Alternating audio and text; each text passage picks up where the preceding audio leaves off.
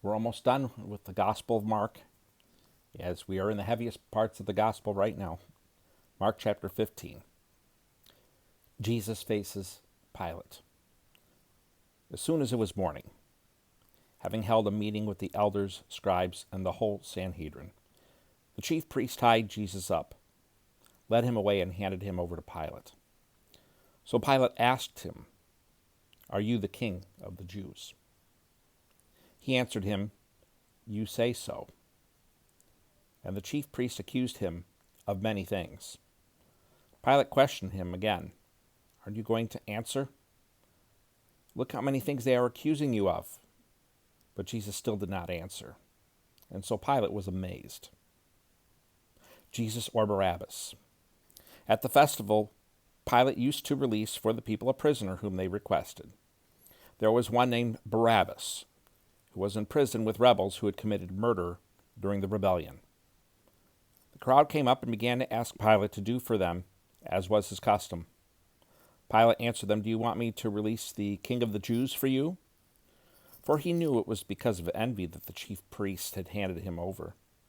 But the chief priest stirred up the crowd so that he would release Barabbas to them instead. Pilate asked them again, "Then what do you want me to do with the one you call the king of the Jews?" Again they shouted, "Crucify him!" Pilate said to them, "Why? What has he done wrong?" But they shouted all the more, "Crucify him!" Wanting to satisfy the crowd, Pilate released Barabbas to them, and after having Jesus flogged, he handed him over to be crucified. Mocked by the military. The soldiers led him away into the palace, that is the governor's residence, and called the whole company together. They dressed him in a purple robe, twisted together a crown of thorns, and put it on him. And they began to salute him, "Hail, King of the Jews!" They were hitting him on the head with a stick and spitting on him. Getting down on their knees, they were paying him homage. After they had mocked him, they stripped him of the purple robe and put his clothes on him. Crucified between two criminals. They led him out to crucify him. They forced a man coming in from the country who was passing by to carry Jesus' cross. He was Simon of Cyrene, the father of Alexander and Rufus. They brought Jesus to the place called Golgotha, which means place of the skull.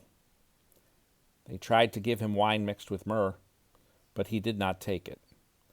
Then they crucified him and divided his clothes, casting lots for them to decide what each would get. Now it was 9 a.m. when they crucified him.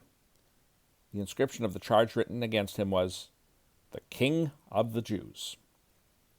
They crucified 2 criminals with him, one on his right and one on his left. Those who passed by were yelling insults at him, shaking their heads and saying, "Ha! The one who would destroy the temple and rebuild it in 3 days. Save yourself by coming down from the cross." In the same way, the chief priests with the scribes were mocking him among themselves and saying, "He saved others, but he cannot save himself. Let the Messiah, the King of Israel, come down now from the cross, so that we may see and believe." Even those who were crucified with him taunted him. The death of Jesus. When it was noon, darkness came over the whole land until 3 in the afternoon. And at 3, Jesus cried out with a loud voice, "Eloi, Eloi, lama sabachthani," which is translated, my God, why have you abandoned me?" When some of those standing there heard this, they said, "See, he's calling for Elijah." Someone ran and filled a sponge with sour wine, fixed it on a stick, offered him a drink, and said, "Let's see if Elijah comes to take him down." Jesus let out a loud cry and breathed his last. Then the curtain of the temple was torn in two from top to bottom. When the centurion who was standing opposite him saw the way he breathed his last, he said, "Truly, this man was the Son of God." There were also women watching from a distance. Among them were Mary Magdalene, Mary the mother of James the younger, and of Joseph and Salome. In Galilee, these women followed him and took care of him. Many other women had come up with him to Jerusalem. The burial of Jesus. When it was already evening, because it was the day of preparation, that is, the day before the Sabbath, Joseph of Arimathea, a prominent member of the Sanhedrin who was himself looking forward to the kingdom of God, came and boldly went to Pilate and asked for Jesus' body. Pilate was surprised that he was already dead. Summoning the centurion, he asked him whether he had already died.